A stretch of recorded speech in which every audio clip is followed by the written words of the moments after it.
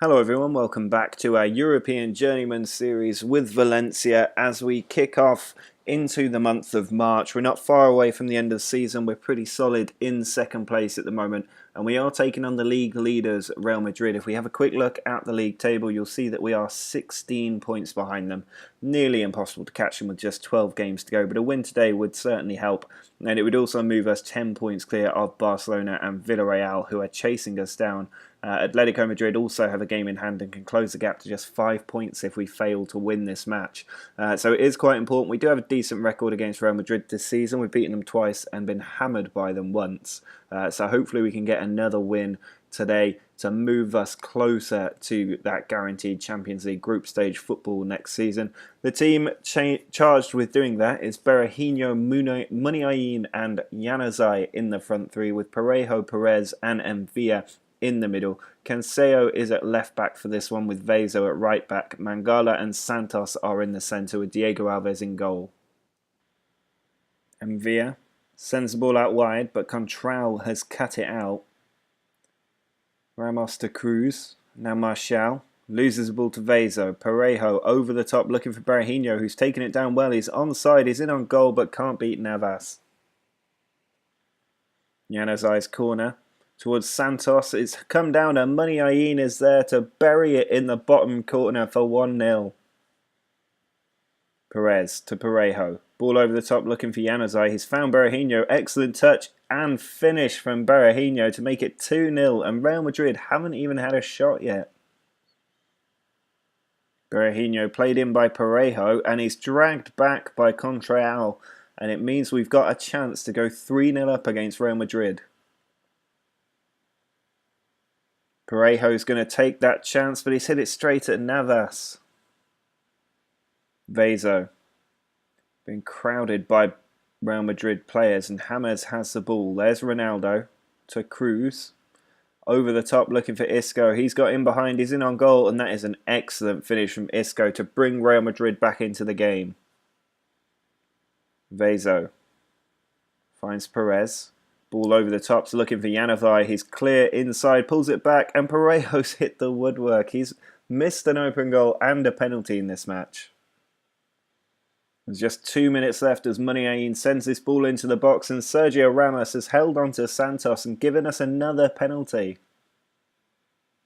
Well, Parejo was taken off earlier, so Perez, his midfield partner, will take this one, and he does find the bottom corner. We're guaranteed the 3 points against Real Madrid at home. That means we've beaten them home and away in the league this season.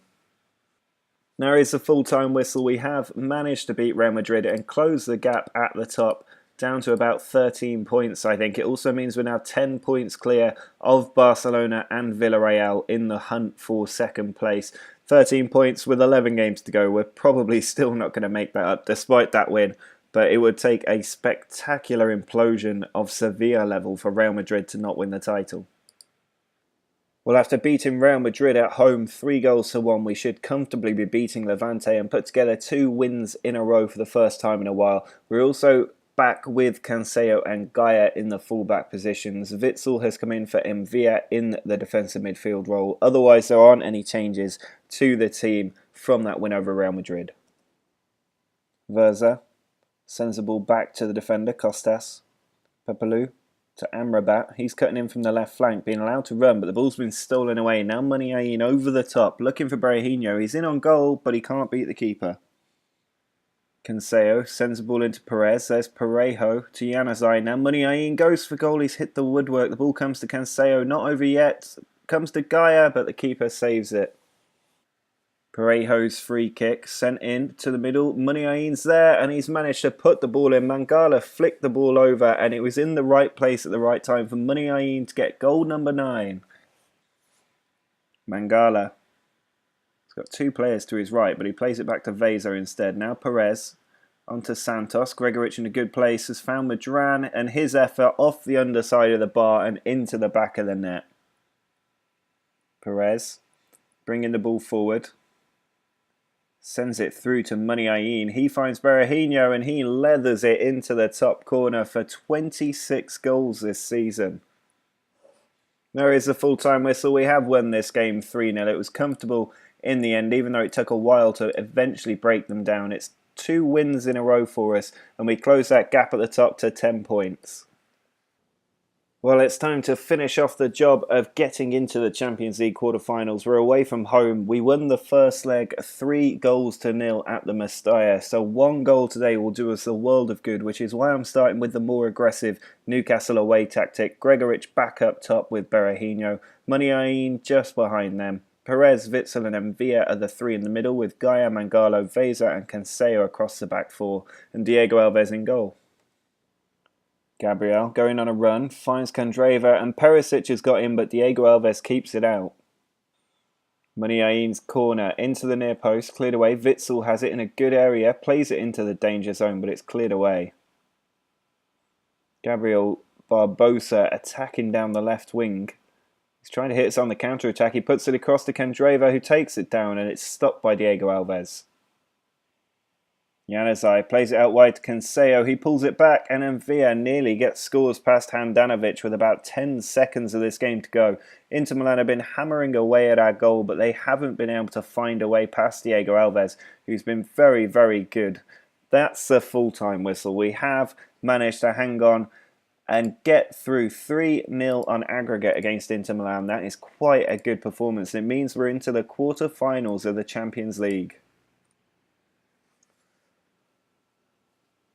Well, it's time to take on Atletico Madrid as we continue this tough run of fixtures, but having already beaten Real Madrid, Levante and got through to the Champions League quarterfinals against Inter Milan, we're in pretty good confidence as we take this team on. There is also some other news to tell you, and that is that if we go to our inbox, you will see that the Barcelona board have received my application to fill the vacant manager's role. Now, I don't think that I will actually get the job at this point. I think it's a long shot. It's taken so long for Luis Enrique to get sacked. We're 10 points behind us. We have a game in hand as well. They might not even make the Champions League this season. That's how poor they've been. But I feel the need to apply for it because Valencia really are just so limited. There are so few free transfers that are any good at the moment. And there's just no cash in the club whatsoever. We got a bit of Champions League money which helped the overall balance, but this 29 million will pretty much disappear by the end of the year, and that's while we've got quite a low wage budget as well. I mean, we're only spending 1,296,000 a week on wages, which is absolutely nothing. It should be up at 2 million really for a club of this stature finishing second in La Liga, but the board have rejected me every time I've gone for it, so I feel like applying for a job at Barcelona will at least give me a little bit of leverage with the board to try and extend that. And in the best case, they will give me the job and I'll be able to start winning trophies straight away next season. It will also increase my managerial prestige to make getting other jobs easier as and when they open up through the series. So remember, this is a European Journeyman series. We are meant to be travelling around. I'm not going to stay at any club past about 3 years, I think. That'll probably be my cut-off. So it's less about building a dynasty and more about going after silverware.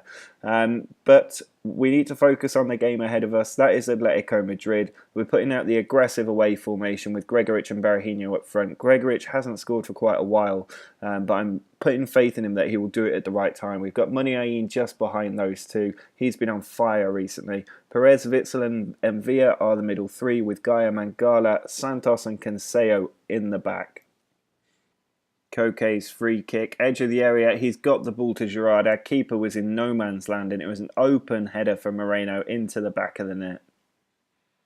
Parejo with the last second corner sends it into the box, it's cleared away and there's the full-time whistle. There weren't many highlights in that game. Atletico Madrid got the goal and immediately went very defensive. We weren't able to break them down and it means they close the gap on us to just 7 points. Well, the draw for the Champions League quarter-final is here, and it looks like a very winnable competition to me. If we can avoid the likes of PSG, Bayern and City, I would back us to beat the other teams. But I actually think we're in a pretty good position to be able to beat just about any of these teams. So I'd be happy with anybody, but Porto and Monaco are the two I would really like to get. Monaco, I think we did beat in the group stage, but let's see. Porto, the first one out. And we've got FC Porto. We could make the Champions League semi-finals. And the other big teams have been drawn with each other too. PSG and Bayern, I'd expect PSG to get through that. Arsenal, Atletico Madrid is going to be an interesting one. I think Arsenal will probably pip that as well. City should easily come through against Monaco. But this competition is suddenly looking very winnable for us.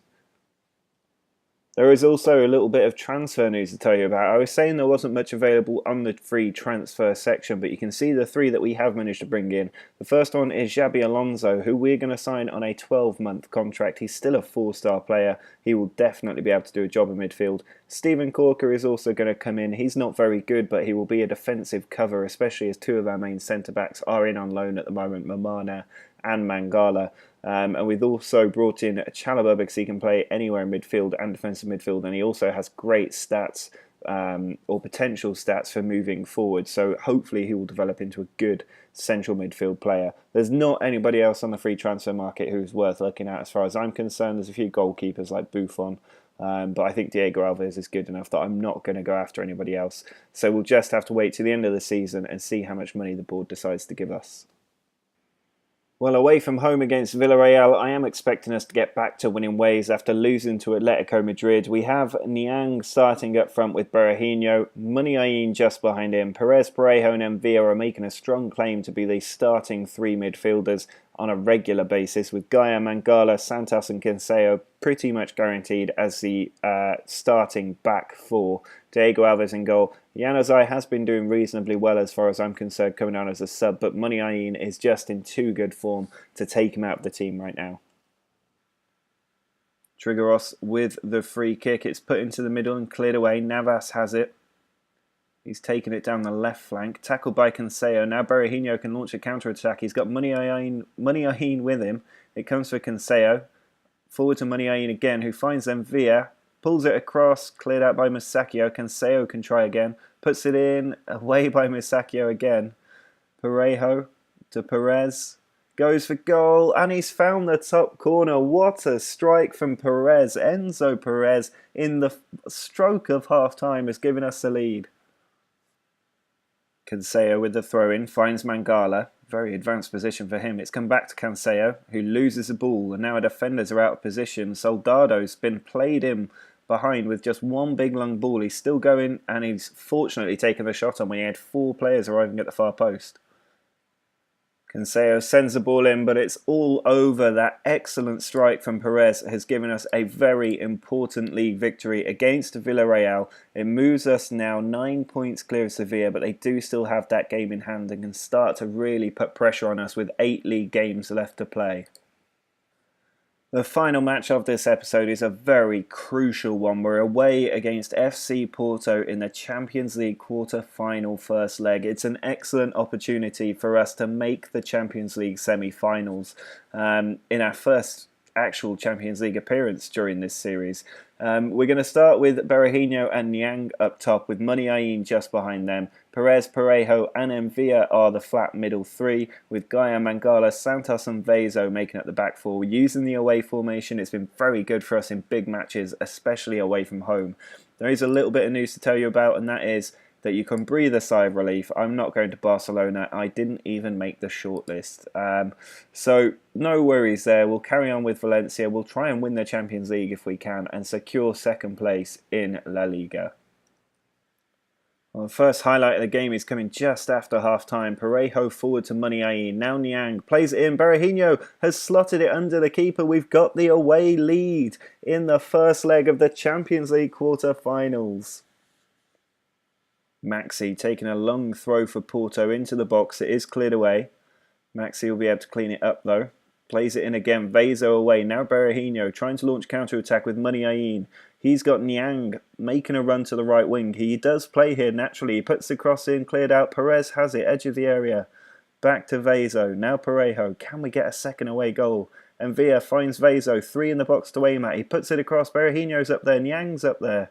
Bowley away. Parejo to Perez. Now Gaia through to Muniain. Ball blocked and cleared away. Well, it's just 10 seconds left. We have absolutely dominated this game away from home, getting the crucial away goal and also restricting them to not scoring. We've got the win. There's the full-time whistle. We're going to return to the Mestalla with a 1-0 away lead. That is absolutely fantastic, and it means we're in an excellent position to make the Champions League semi-finals. Well, that is going to be it for the end of this very exciting episode. We've done reasonably well, beating Real Madrid and Levante in the league and Villarreal. That defeat to Atletico Madrid, the only real sore spot in an otherwise very good episode. Next time out, we'll take on Las Palmas in La Liga. Then we've got a huge match, that return Champions League game with Porto. The rest of our league games look pretty comfortable, all things considered, so we can focus pretty much on the Champions League exclusively. I really want to make the semi-finals. I don't really mind what happens after that, but if we can make the semi-finals, look at how happy the board will be. They've already got 76% confidence in us for all this competition. We were only meant to reach the group stage, and we could reach the Champions League semi-finals. But that is going to be it for this episode. If you've enjoyed it, drop a like on the video. If you're looking forward to the Champions League semi-finals, then subscribe to make sure you don't miss them. But until next time, see ya!